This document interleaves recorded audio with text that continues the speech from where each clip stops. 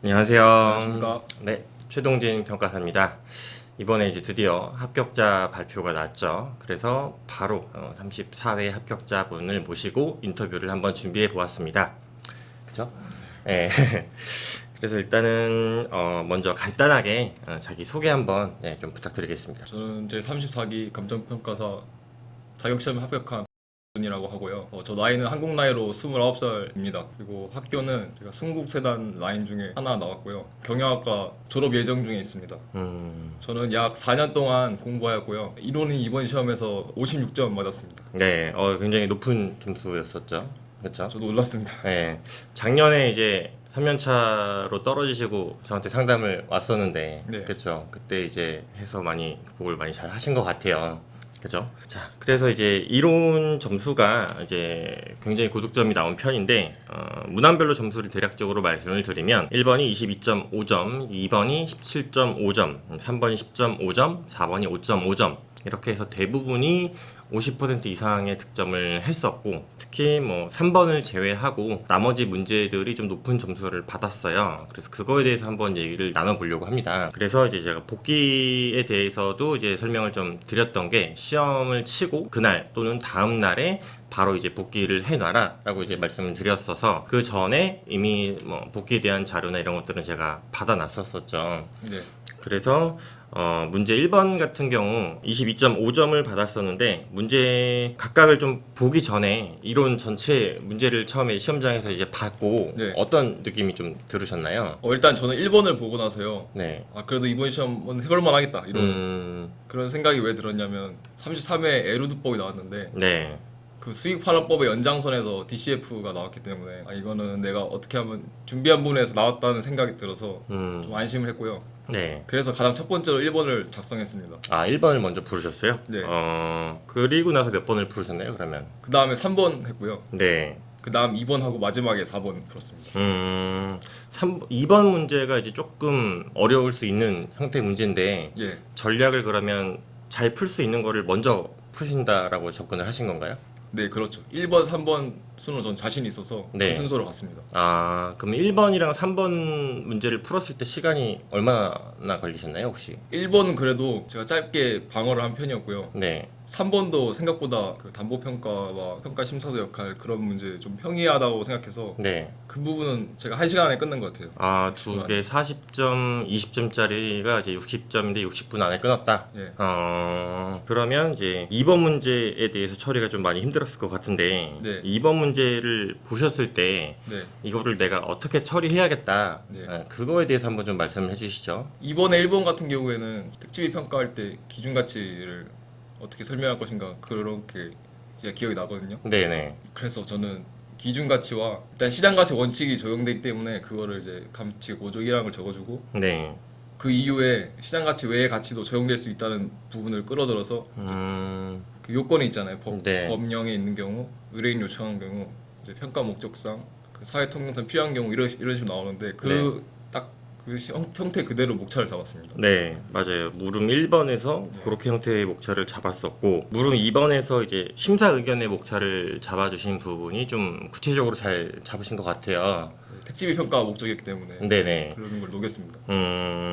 요런 문제가 사실 접근이 쉽진 않았는데, 네. 이거에 대한 뭐 기준들은 어떻게 좀 세우셨던 편이에요? 저는 최동준 평가사님이 맨날 말씀하시는 게 법령을 알고 있으면 무조건 법령을 적으면 좋고 네. 모른다 해도 제 몇 절은 적지 말고 관련 법령을 적어주면 인상이 확실히 좋아지기 때문에 그런 걸 최대한 많이 어필하려고 했고요. 네. 그 다음에 이제 저의 그 논리인데 틀리지 않는 범위에서의 확실한 논리라고 할까요? 그런 네. 것을 많이 썼던 것 같습니다. 음, 누가 봐도 당연한 논리를 좀 써서 그렇게 쓰면은 그냥 수긍할 수 없게 만드는 그런 논리를 적었던 것 같습니다.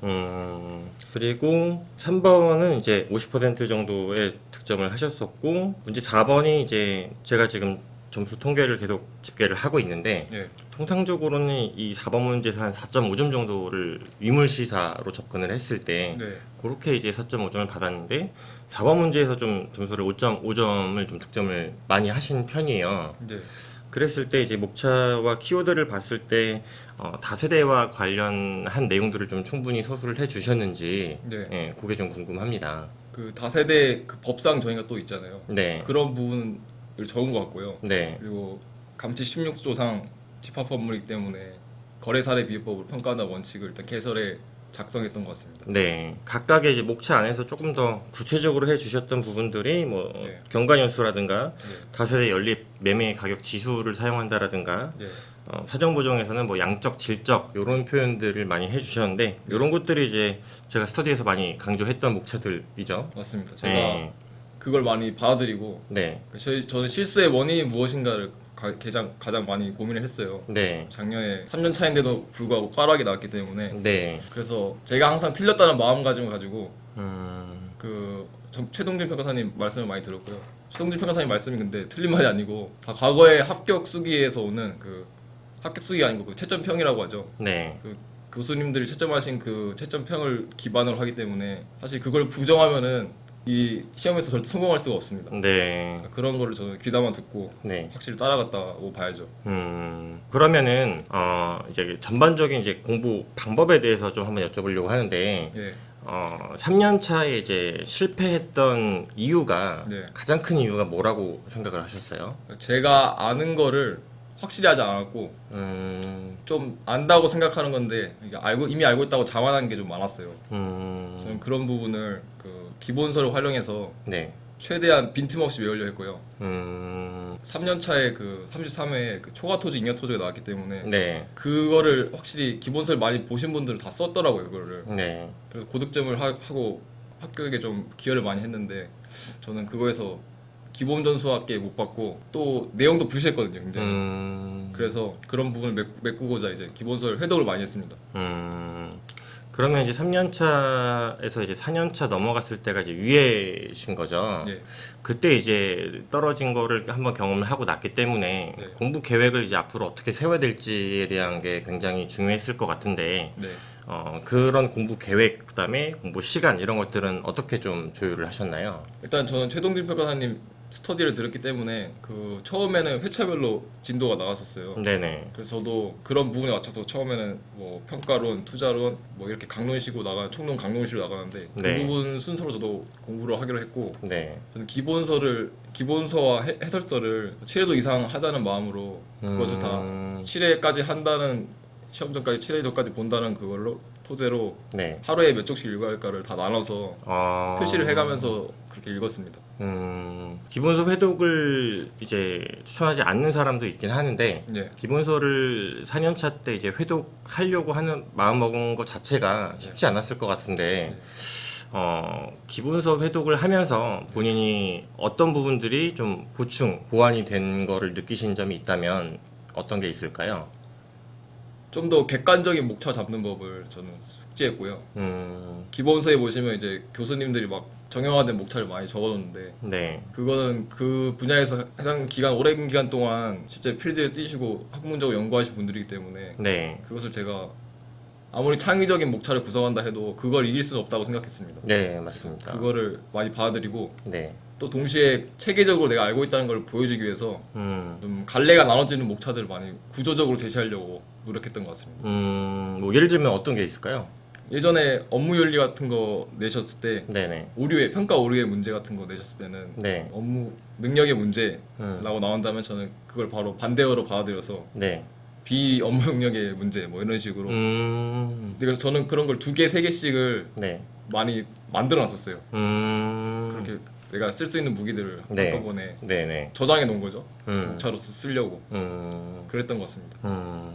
제가 이제 많이 강조드린 것 중에 하나가 이제 목차의 다양성, 그래서 목차에 대한 재료를 좀 많이 준비를 해야지 모르는 문제에 대해서 대처를 할 수 있는 힘이 생긴다. 요거를 강조 많이 드렸는데 나중에 중간중간에 상담 오실 때도 이런 목차 어떤지 아니면 이렇게 쓰는 건 어떤지 굉장히 이제 스터디에서도 답안 작성 하실 때도 다양한 방면으로 시도를 많이 하셨다가 까였었죠.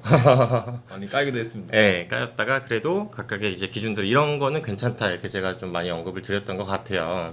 네, 그래서 그 기준들이 본인의 기준이 좀 확실하게 정립이 되면서 그게 이번 시험에서 좀 많이 도움이 됐던 것 같습니다. 그러면 이제 여기서 조금 더 질문을 드리고 싶은 거는 기출 문제는 이제 몇 번 정도 어떻게 활용을 했는지, 몇 회독을 했는지 이런 게 좀 궁금합니다. 저는 5회독 이상 한 것 같은데요. 기출 문제를요? 예, 근데 이전에는 다른 강사분 걸 보다가 최동진 평가사님 걸 봤는데 네. 1회부터 수록이 돼 있더라고요. 네. 그래서 저는 그 이전에는 엄청 옛날 기출은 못 봤거든요. 수록이 되어 있지 않아서. 네네. 근데 최동진 평가사님 교재를 사고 그 강의 기출 강의까지 들으면서 채점평들 설명해 주시고 어떻게 하면은 목차를 돋보이게 할 수 있는가. 그러니까 목차만 봐도 이 사람 점수가 나갈 수 있게끔 무슨 답안을 구성했는지 유추가 가능하게끔 하는 목차를 네. 그런 문제를 제가 좀 판별할 줄 아는 능력이 생겼달까요? 아, 이런 문제는 진짜 목차로 끝내야 되는구나. 굳이 내용을 엄청 고민하기보다는 목차로 정말 승부를 봐야겠구나 하는 문제가 나오게 된다면 저는 그것을 알 수 있는 능력을 좀 많이 배운 것 같습니다. 그러면 이제 뭐 스터디 문제는 어떻게 혹시 활용하셨나요? 스터디 문제는 제가 최동진 평가는 스터디 문제가 좀 어려운 편입니다. 네. 근데 그거 맞는데 일단은 겸손하게 이렇게 한번 생각해 보시면 어떨까 싶어요. 우리 시험은 확실히 떨어뜨리기 위한 시험을 내기 때문에 이 정도까지 나오지 않으리라는 보장은 또 없거든요. 네. 그런 마음에서 한번 풀어보시고요. 결국에는 대처하는 방법을 스터디에서 100분 동안 연습하는 거거든요. 그런 마음으로 어떻게 구조적으로 잘 보여줄 것인가 그런 부분을 연습하였으면 좋겠습니다. 혹시 그 100점을 다 쓰는데 시간 압박이 상당히 있었을 텐데 그렇죠. 초반에 이제 100점을 다 소화하기 힘들었었잖아요. 네. 그러다가 나중에 그 100점을 소화하게 된 시점은 어느 정도가 됐을까요? 저는 3기 마지막인가요? 4기 초반부터 그게 가능했던 것 같고요. 그 전에 제가 완주 못한 경우도 꽤 많았어요. 그래서 안 내려고 싶은 경우도 많았는데 네. 그 또한 과정이라고 생각합니다. 네, 좋은 얘기입니다. 그 100점을 제 문제를 완주하기가 사실 쉽지 않아요. 네, 4년차 이상이신 분들도 마찬가지인데 그거에 대한 전략과 대처가 굉장히 중요하다고 예. 생각합니다. 혹시 뭐 이론에 있어서 단권화 같은 거는 혹시 하셨나요? 저는 단권화까지는 아니고요. 네. 그런 것도 말씀드린 단권화 아니고 날개 질문들이 꽤 많거든요. 네네. 그래서 저는 최대한 날개 질문이 20점까지는 출제될 수 있다고 보고 스스로 목차를 구성하고 목차까지 구성하는 정도는 해봤던 것 같습니다. 그러면 일주일에 이론 답안 작성을 몇 번 정도 하신 거예요? 일주일로 본다면 3-4번 한 것 같습니다. 아, 많이 하신 편이네요, 그러면. 네, 스터디 한 번 하시고, 네. 단과에서 한 번 하시고, 네. 그 외 별도로 이제 본인이 한두 번 정도 더 하셨다는 말씀이신 거죠? 네. 그래서 이제 공부 방법에 대해서, 그러면, 이제 이번 시험에 좀 안타깝게 떨어지신 분들을 대상으로 했을 때, 네. 어떻게 접근을 하면 좋겠다, 이런 거에 조언 한마디 좀 부탁드리겠습니다. 일단 저는 합격을 했지만 떨어진 슬픔을 저도 충분히 이해하거든요. 2-3년 차에 또 그랬고 이론을 전 믿었는 과목이었는데 그렇게 떨어지게 돼서 좀 많이 슬픈 감이 있었는데 아직 이 시험에 생각이 더 있으시다면 떨어진 원인을 철저히 분석하라고 말씀드리고 싶습니다. 그 떨어진 원인은 개인마다 다 다릅니다. 그게 과목마다 또 다르고요. 그래서 일단 객관적으로 검증이 된 강사님들한테 한번 답안 본인이 작성하신 걸 한번 보시고 어떤 부분이 문제인가를 한번 상담해 보셨으면 좋겠습니다. 자신은 잘 못 보는데 왜냐하면 그게 굳어졌기 때문에 자신이 잘 못 볼 수 있는데 타인이 보기에는 그것을 명확하게 좀 볼 수도 있거든요. 그래서 그것을 좀 추천드리는 바입니다. 그러면 이제 제 강의를 쭉 들어보셨을 때 이런 점이 조금 좋았다 이런 게 좀 몇 가지 좀 있을까요? 저는 2가지가 딱 좋았는데요. 지금 제가 생각나는 게 2가지밖에 없었어요. 네. 그 첫 번째는 사실주의적으로 접근하신다. 그 채점평에 기반해서 배점 감각에 맞게 써야 되고 묻는 거는 묻는 대로 써야 되고 묻는 것에 하나라도 목차도 많아야 되고 그런 부분을 많이 집중하세요. 그게 기본이 된다면은 최소 50점 이상은 충분히 나올 수 있을 거라고 제가 보거든요. 실제 답안에서 네. 그런 부분이 있고요. 2번째는 이제 구조적으로 어떻게 대처할 것인가 100분 안에 어떻게 내 문제를 맞힐 것인가에 대한 고민을 많이 하게 해주시고 또 실제로 실습을 많이 시킨다고 봅니다. 그래서 이번 시험에 좀 높은 점수로 결과가 나왔던 것 같아요. 그러고 한편으로는 그러면 제가 이제 수업을 했을 때 좀 아쉬웠던 점이 혹시 있을까요? 이건 제 솔직한 생각인데요. 처음에 공부하시는 분들은 분량을 좀 적기 힘들 수도 있어요. 목차 3-4개, 그러니까 10점당 목차 3-4개를 지향하시는데 그 한 문제당 7줄 정도 써야 되거든요. 그게 그렇게 하면 1.6쪽이 나오기 때문에 근데 처음에는 그걸 채우기가 쉽지 않을 수 있습니다. 하지만 그거를 내용을 정말 풍부하게 쓰려는 노력도 같이 해가시면서 한다면은 저는 충분히 좋은 결과가 있으리라고 생각합니다. 네, 감사합니다. 그래서 이제 앞으로 좀 평가사로서 이제 좋은 활동 모습을 좀 기대하면서 오늘 인터뷰는 여기서 마치는 걸로 하겠습니다. 감사합니다. 고맙습니다.